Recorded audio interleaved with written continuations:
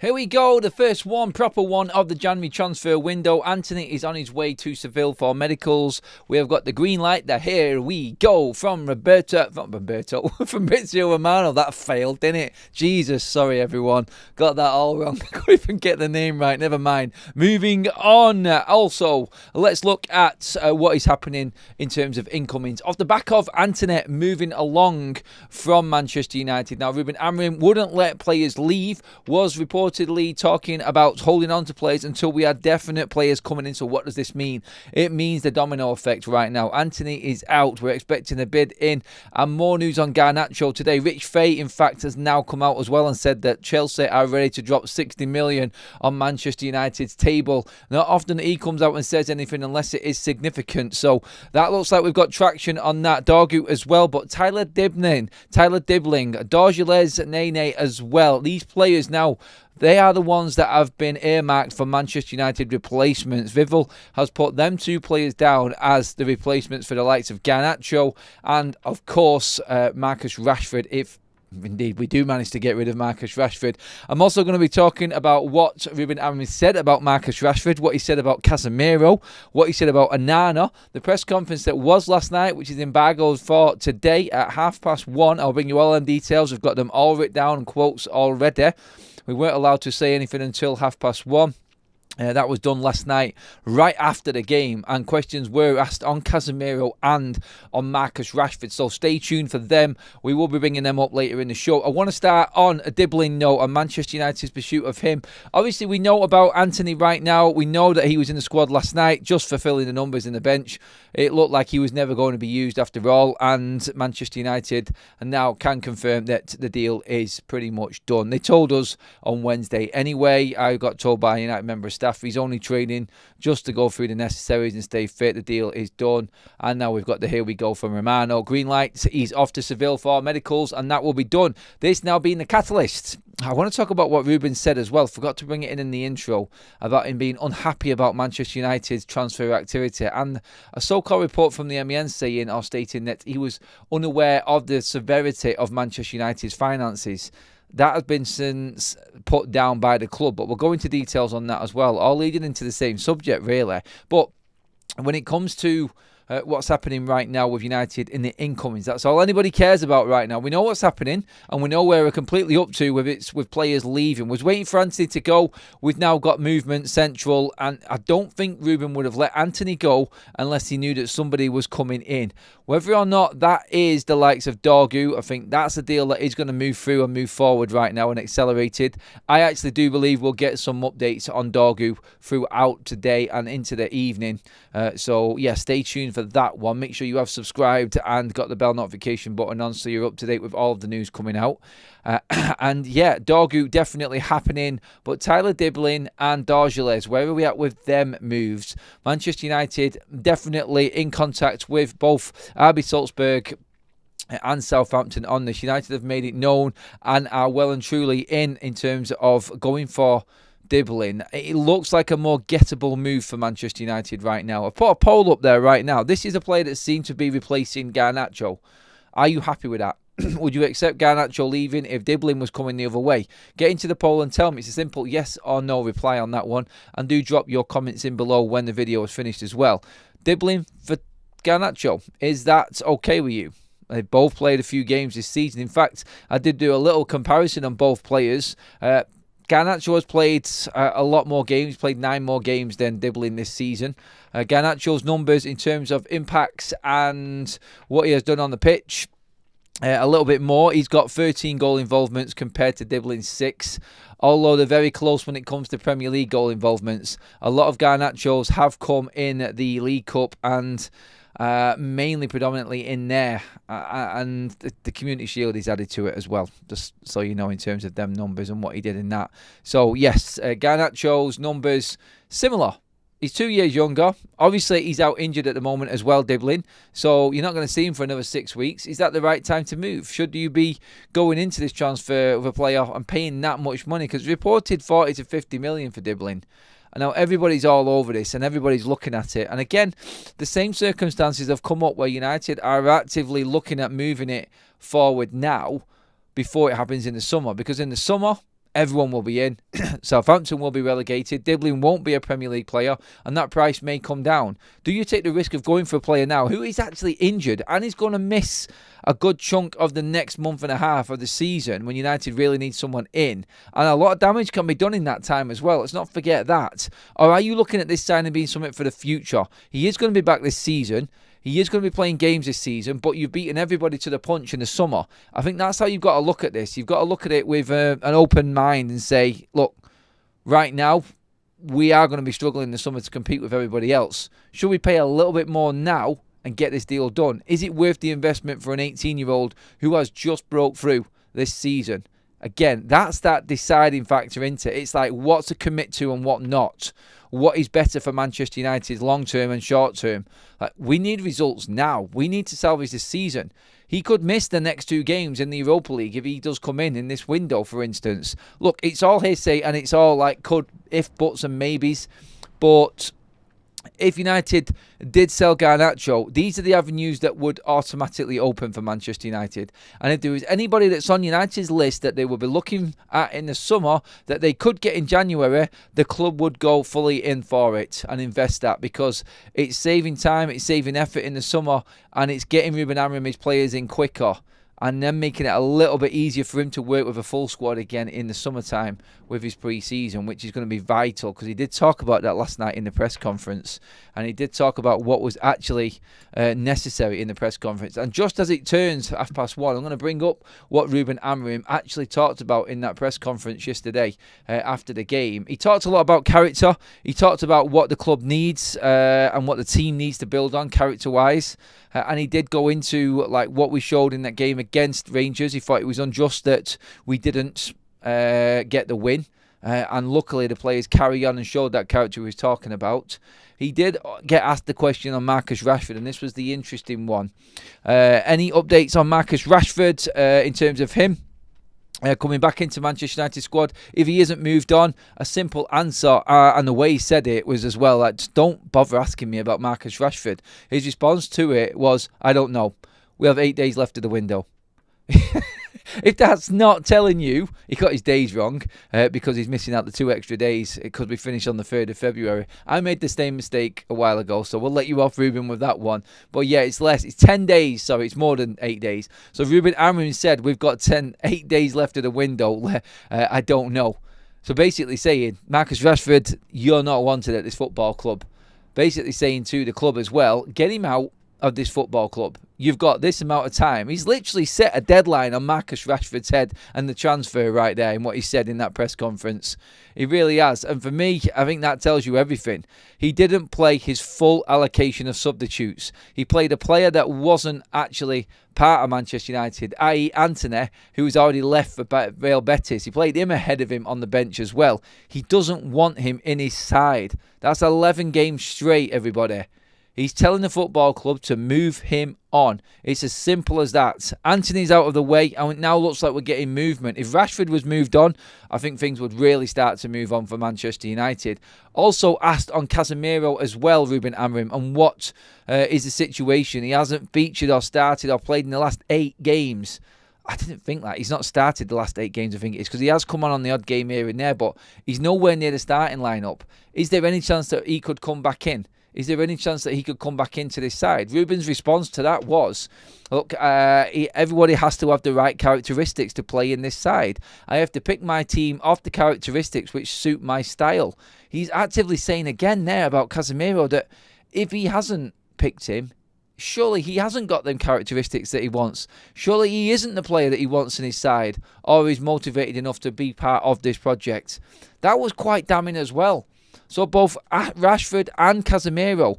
And then you get the reports about what the MEM was also saying about Ruben Amorim not happy with Manchester United's transfer activity, not happy with everything that's going on with the football club right now. Now there's nothing happening. There was a report which has been shut down by the club and said is false, that he didn't know about the extent. He didn't know to the extent of what Manchester United's finances were and the predicament that we were actually in. Apparently there was clear clarity on the situation, and it was made very, very clear, and this was from the club, that there wouldn't be any 200 million transfer windows going forward, rebuilding every single summer.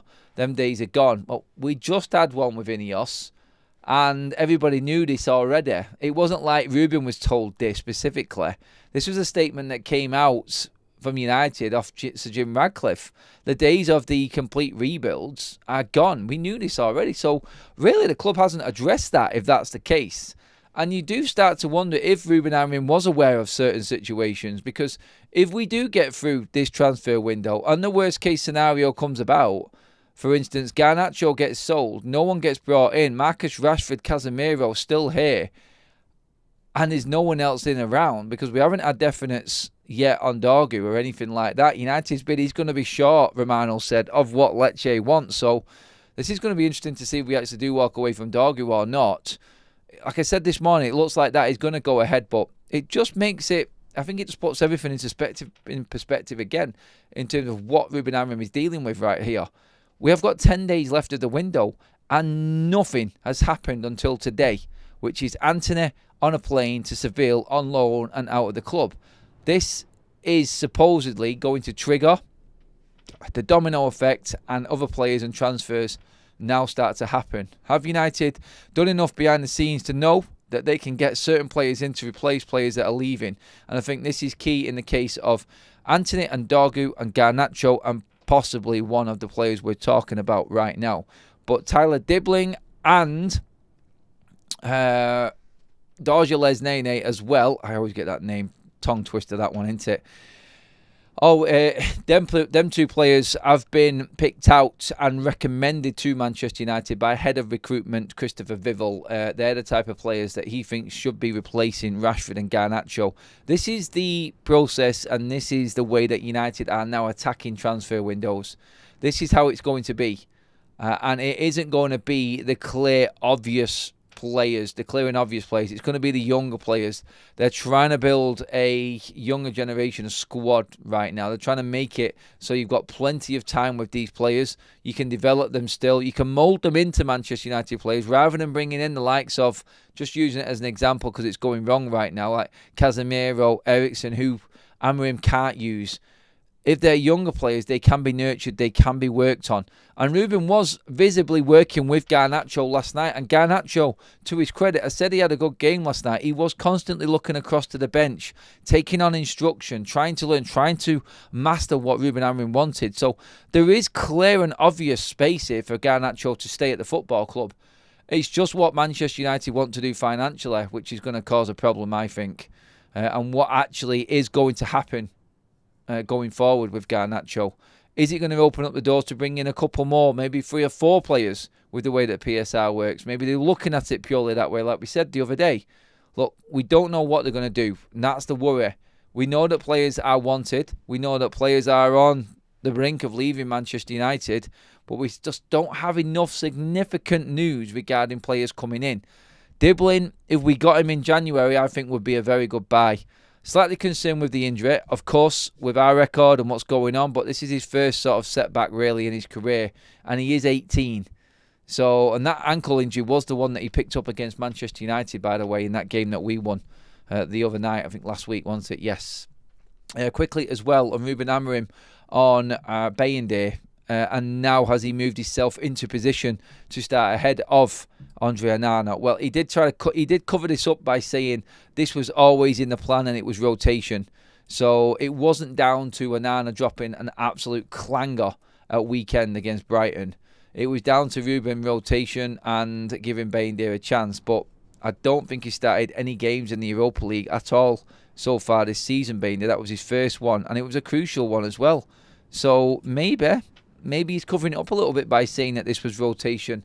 Maybe he's actually saying, you know what, this right now, I'm going to make it look like rotation, but I've seen that right now he is the better option. And again, I think Bayindir definitely did himself did himself proud last night, and he's given himself every chance. I think every United fan would want Bayindir in goal against Fulham at weekend. I think it's time that we gave him a chance and gave him a go. I honestly feel like that now is where a lot of this fan base is at, and I hope he does get a chance because he deserves it.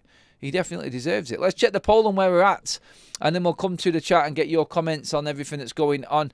Would you be happy if we let Garnacho go and Tyler Diblin was brought in? 53% of you are happy with this deal right now. But do get your comments in on this one as well, everybody. Let me know in detail why or why not, please. Flash Talks with a few super chats. Thank you, mate. Another day of the circus. Glenios out. Flash Talks again. Do you think Ruben will walk if Rashford stays?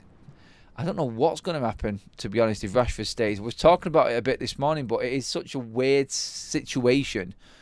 It's hard to say what will happen or what won't happen with it. It really is a strange one with Rashford. How do you integrate a player in that really isn't wanted? Ineos are really forcing Ruben Amorim's hand here right now.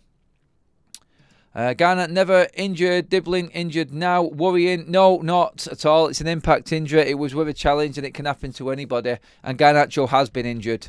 He has been injured. I think we need to remember that as well. He has been out a few times at Manchester United. So not necessarily, Andreas, something to worry about, I don't think, mate. I think at 18, an impact injury, I seen it actually happen at Old Trafford. There's nothing you can do about that. These things just happen. And at least we know it's not a muscle injury. An ankle can happen to anybody. It's just one of them freak things that always goes down. Around about 1,200 in the room for a lunchtime show. Love that, everybody. Thank you. We will be back later on as well. It will be earlier tonight, the content. I will keep an eye on everything that's going on.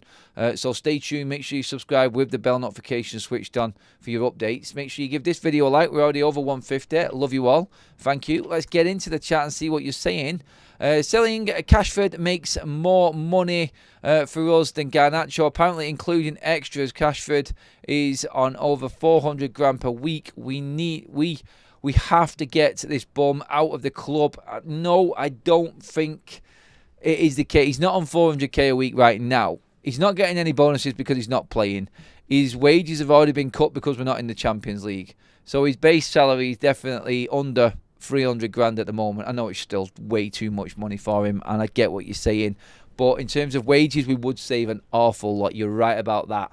We definitely would compared to Garnacho, who is on, what, 50 grand? He is, yes, 50 grand a week. Not a lot, and that's why this transfer is so much easier than the other transfers. And that, ultimately, is what you're up against. Let's see what else we've got in the chat here right now. Never thought the club would stoop this low. It feels like there is even more shit to come. Nice. Not. Do we have new mods? There are some I've never seen before. Nope, they've always been. They just changed the names a little bit, mate. That's all. Let's see what else we've got. Why do you think we need to salvage this season? It's lost. As long as we don't get relegated, we need to concentrate on winning the cups. We are in, finishing 10th and 6th makes sense. No difference. It does make a difference because you get a lot more money for finishing 6th rather than 10th. And if you do finish 6th, there's a chance that you might actually make the Conference League, in fact, or even the Europa League if certain teams win the cup and qualify for the Champions League. Let's not forget the way the coalition is going right now as well. Remember that? Yeah, the coalition is back.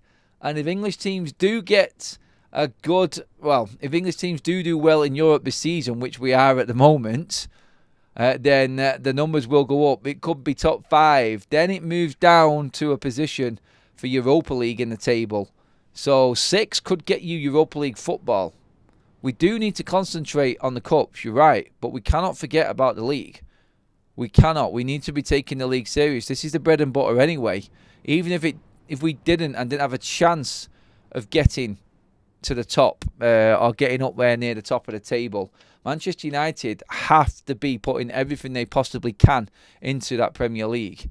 This is what people have paid season tickets for. This is what people have committed to watch from the start of the season. To write it off right now and not take it serious would be an absolute travesty, and it would be going against every single Manchester United fan right now. They do have to get up that table as high as they can, and you just don't know. You don't know. Manchester United could sneak into Europe by getting into the top 6. Like, it's a mile off, and I don't even think we're going to make top 8 right now. I'm going to be honest with you, but still, when you look at it, there is still a chance for United to climb that table if we can go on a bit of a run. I have zero confidence in that happening, by the way. But just to make the point about United climbing the table and why getting to like 6 in the league will be important, yeah. Dibbling is a must-have, says D-Man. Block says we have the lowest investment by the owners of any Prem team by a country mile. We aren't even getting top half with these rat bag owners. The club is doomed. I think Block's giving up. We can win the Europa League, mate. We can't beat anyone in the league, though, Adam. We are gash. Look, I don't know. I know what you mean. I'm not even going to try and argue that point, honestly. You are all right, and you are quite within your rights to say, I don't think we're going to win another game this season off what you've watched. And that would ultimately mean the relegation. And I hope that isn't the case, but look, I think United will pick up enough points to stay relevant, as in stay in the Premier League, that is. And we will finish around mid-table. And that is shocking. Absolutely shocking. But as long as we can work on things and we can make sure that we can build some confidence in these games in the league and players get used to what Ruben Amorim wants. He said last night in his press conference after we finished and the IMAGO version came out, look, he wants time to train these players. He needs these players to know him.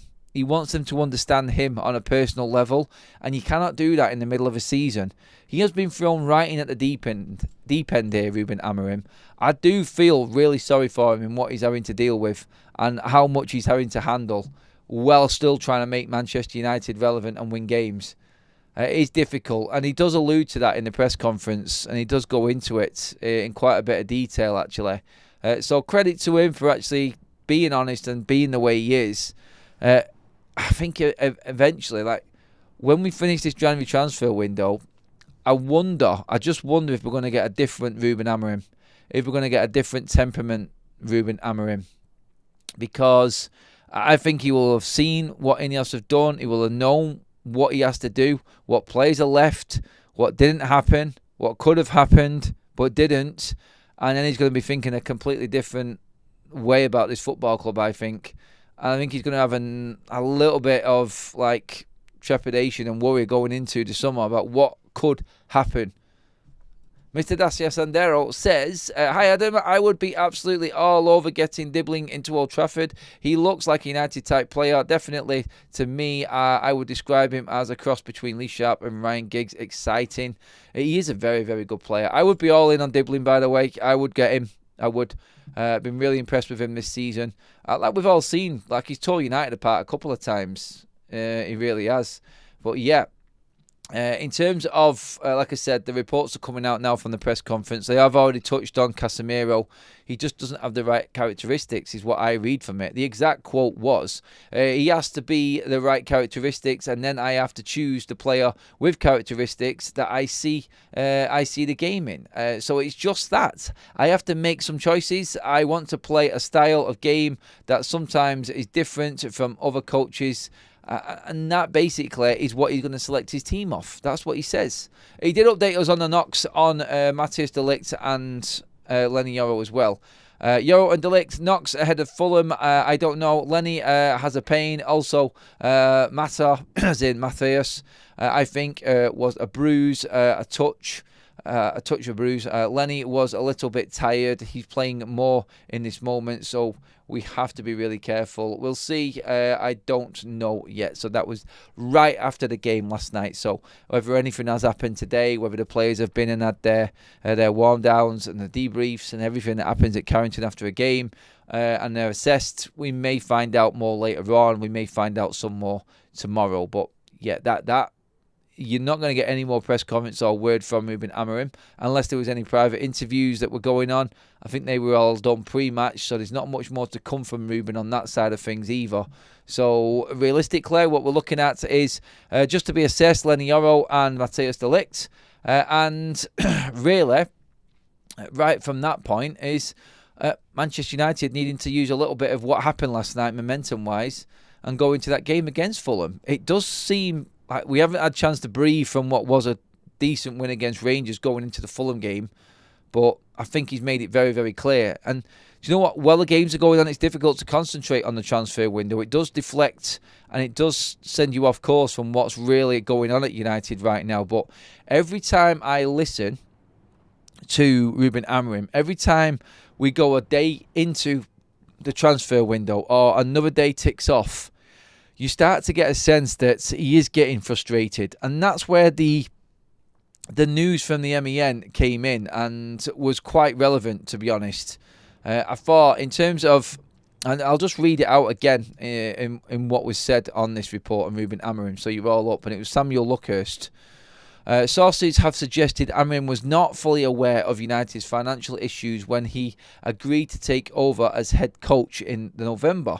Manchester United sources have denied that and insist Amorim was given a full, transparent breakdown of the club's financial realities when it was outlined that the days of spending 200+ million every summer were over. That coming straight from Samuel Luckhurst of the MEN off the back of what was said in their article. Manchester United coming back on that. In terms of Antony, Simon Stone has just tweeted out as well. Antony's loan move to Real Betis has now been granted. Manchester United sources say a vast majority of players' salary and bonuses will be covered. So everyone's trying to find out the details of Antony's contract negotiations and what's going on with that with Betis. That is there. Just to give you the full quote from Ruben Amorim on Marcus Rashford. Like I said, I was in the press conference. This is the quote in full. I don't know. I really don't know, guys. It's 8 days. We will see in the end of the window what happened, and then we will talk about that in that moment. Basically, praying that Ineos don't leave Marcus Rashford on his books. Take him away so he doesn't have to have that conversation. I'm sure Ruben will be completely up for talking about Marcus Rashford after he has left the football club. We will see. We have another poll running up right now. I want to test you all on. Who starts in goal on Sunday evening against Fulham? There is a poll running right now, everybody. Get involved in that. Right now, Bayandere is landsliding it at 92% of the vote. I love that. I love it. Let's get into the chat and see what you're saying. I presume Onana starts, but obviously he's under fire. Yes, he is. And it's not rock solid. D-Man says, I'm not seeing the kind of football that gets us into the top 6. No one is, mate. That's a definite. But what we're saying is we can't give up on the league. We have to try and get there and get to some style of football. The lab says, let's be honest, Onana is not tall enough. He's a casualty for United. First player on the transfer list next summer. Ridwan, Onana will start, but Bayandere should start. Yeah, unfortunately, I think you might be right. If Onana starts, it shows a big weakness in Amorim. I wouldn't say weakness. He wants to trust his players. We can start calling out little bits of Amorim's game and what he's doing when he's at a transfer window. Like, if he doesn't go out and get a keeper in the summer, knowing that this guy is going to continuously drop clangers for him, then we could maybe have that conversation. But I'm not going to say that this is a weakness in Ruben Amorim if he plays Onana right now. I think he is basically saying, look, everything is what? Like, out there in the open right now with every single player. Can Ineos act on it? I think that's the question for the summertime, isn't it? I mean, it has to be. But yeah, I actually look at it and say, we judge Amorim around about this time next year. He'll be midway through another transfer window. He'd already had the summer. He'd had a full pre-season with no interruptions of international friendlies, with international tournaments. He would have had a chance to get his squad and his players together and basically drill them into what he wants to do and how he wants to play. I just hope that the club have acted by then and certain players are not there so he can get the best out of the players that he has got. I think the squad age is going to come down drastically into next season. It will when the likes of Johnny Evans, Eriksson, Casemiro all start leaving the football club. Obviously, we're going to see the back end of Victor Lindelof as well. He's into his 30s now. And that's 4 players leaving Manchester United, first team players definitely. We'll see if Marcus Rashford goes. And I think what Ineos are trying to build here is a younger, more vibrant team that is going to be able to be nurtured by Ruben Amorim going forward. Just on the goalkeeping situation, I see it the same way Ruben Amorim says. He is prepared to help the team, and that is the most important thing when asked about Onana or Bayindir, basically. That's what he's saying. He also talked about how priceless Bruno Fernandes is and what he brings to the team. He's never going to be dropped. Anyone who doesn't like Bruno Fernandes, just be prepared. He's going to play every single game for Ruben Amorim. Just listening to what Ruben was saying about him last night in that press conference, he is going to be played quite a lot. Just so get ready for that. Luke Shaw, he did touch on the injuries. Luke Shaw, he said still, like when he was explaining the 2-week thing that he talked about in his last press conference, he was alluding to 2 weeks to test if he can come into training. Then he'll have to train bit by bit, and then he'll be getting little minutes here and there. Probably, going off what he said last night, will be the back end of February for Luke Shaw, everybody. Don't get excited about seeing him in the next 4 weeks. It's not going to happen. I think it will be right at the back end of February when the fixtures start piling up again, because obviously Europe will be back on the cards. Hopefully we're not playing European football in February, because that means we would have somehow managed to blow our position of 4th in that league table right now and lost the game against Bucharest, and someone's had an absolute whale. It looks virtually impossible for United to drop out right now, but comfortably in the top 8 gives us that time in February. And a bit of time to spend on the training ground, which is important for Ruben Amorim, of course. Less travelling, more time at Carrington, more time for Ruben Amorim to get his actual message across to these players. There was a little update on Mason Mount. Mason Mount is doing better than first thought. He's doing well, so we're not a million miles away. Johnny Evans is quite a bit away though. He's got a bit of an issue and is a few weeks away from even coming back on the training ground, so don't expect to see Evans anytime soon. He has got Lindelof to use. Now, can Lindelof make an impact? I don't really want to talk about Lindelof, as you all know. He is a player that I think should be long gone from this football club, but he has got Lindelof there as a squad member and can utilise him if he wants to. He can do, anyway. Let me just get up any news that is coming out. I'm just going to keep a quick check on everything that's happening. Everybody, bear with me a second. Yeah, Real Betis will cover at least 84% of Antony's wages plus bonuses during his loan move. Ouchie la la, there we go. That is everything in the open right now. So, good move for Manchester United. 84% of Antony's wages is covered. That's all right. No loan fee, but Antony's wages fully covered. So that is a good chunk of change. That is a good chunk of money right there. So you're talking 100 grand plus a week off the wage bill right now for Antony with what Real Betis are paying.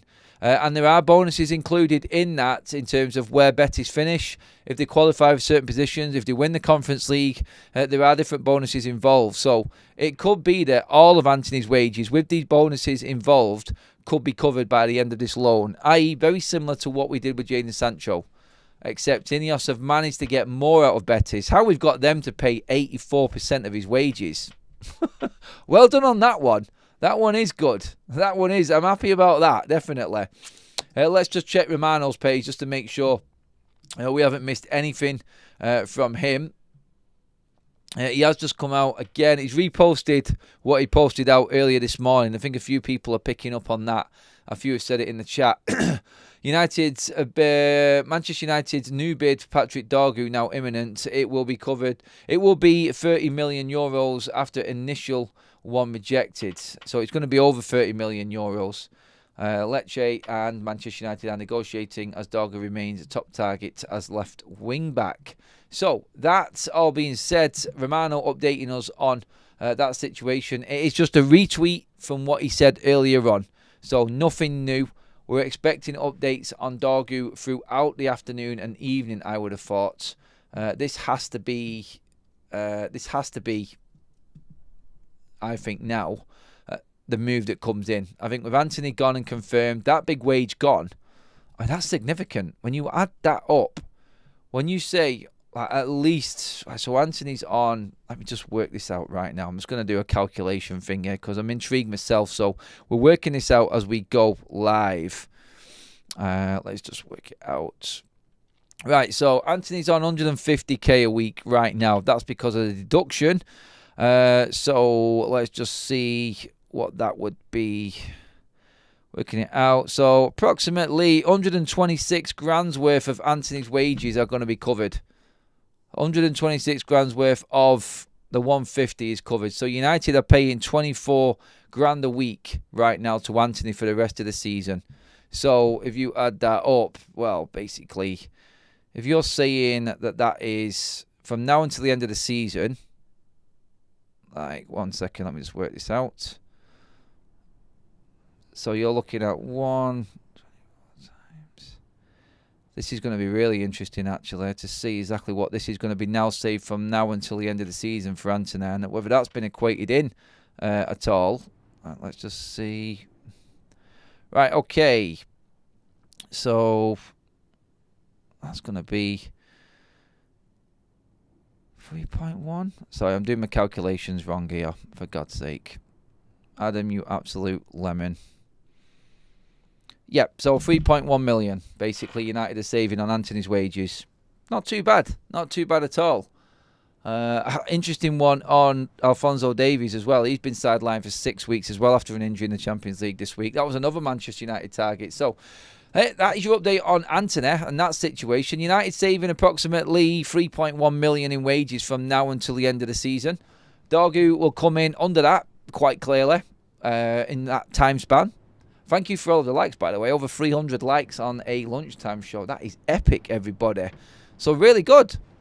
Yeah, by the way, in the link in the chat is for our other channel. We are doing Soccer Saturday tomorrow as well, 3 o'clock kickoffs, covering the Arsenal-Wolves game in particular, but we're covering across all of the other games as well at 3 o'clock tomorrow. So Soccer Saturday on our other channel, Football Talks. Link in the live chat. Badges will be available and memberships are available on that. People have been asking and they are here tomorrow, everybody. So yeah, come get your badges. I'm only bringing it up because everyone has asked.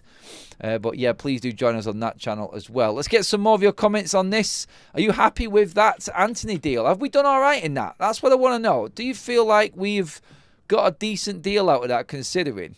Dibbling looks class, and if he's come through the Saints Academy, then he's probably going to be a success. Yeah, they have got a good reputation. Adam Dorgu, overpriced, not good, says George. Depends what we get him for. If we get him for 27 million, do you think that's a good deal? Tell me. Talk to me. What is a good price for Dorgu? That's what I'm asking. That's a massive loan deal. Looks like people don't want to pay Rash's wages. Look, if United are going to do a deal like that and want that to be the basis of how they do their loans in terms of what clubs wanting, or what the clubs that want Manchester United players are going to have to pay wage-wise, then I'm concerned that we're going to not be able to get rid of Marcus Rashford. Imagine someone actually having to pay Marcus Rashford's wages. Good God, man, that would be embarrassing. For a club to pay Marcus Rashford after the way he's been played, that amount of money for 6 months, good God. Like, all we asked was that Rashford just take a cut in his wages for 6 months. Someone did pose the question to me earlier on. Adam, look at it realistically. Would you take a pay cut to go and work somewhere else for 6 months? You wouldn't, would you? No, but then again, I wasn't saying that I wanted to play for England and it is all about the football. In a normal working environment, no, you wouldn't. But this is a guy who's already got masses and masses of wealth, and he's actually coming out and saying it is all about the football. And let's be honest, it isn't much of a loss, is it, for him? It really isn't. So, yeah, I understand everyone spends to their means and all of that jazz, but still, like, take a little bit of a cut. Go and play some football. Andrew Short says, yes, Adam, it's a good deal for Antony. We would be paying his full wage if he stayed for what? Exactly. That does give United room to negotiate in to get Dorgu done, I feel. I really do. But if you think, here's one for you, just out of breaking another transfer out, what we've saved in Antony's wages would go to nearly paying half of the transfer fee to bring back Alvaro Fernandez. Let that one sink in a minute. That shows how crap this football club has been run.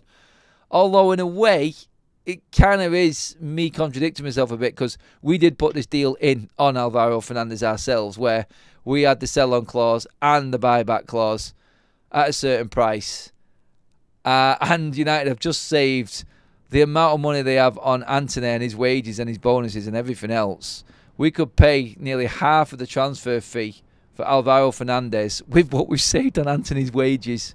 Let that one sink in. That is a doozy. It really is, isn't it? Make sure you please subscribe to Forever United TV, everybody. Thank you for joining us. That is it for now. Press conference covered. Updates on transfers covered. Manchester United looking very, very young. Dorgeles Nene and Tyler Dibling recommended by head of recruitment Christopher Vival at Manchester United as replacements for Marcus Rashford and Alejandro Garnacho. That is the main headline going out right now, alongside Antony and a massive chunk, £3.1 million worth of his wages covered from now until the end of the season. Well done, United, for getting that deal done. That is good business. Probably why it took so long to get done in the first place. Maybe I should be a bit more patient. Or maybe I should look at it only being 10 days left and it doesn't look like we've strengthened at all. We'll see if anything happens throughout the afternoon, everybody. But for now, that is it. Thank you. Give the video a like on the way out. Subscribe to Forever United TV, and I'll see you all.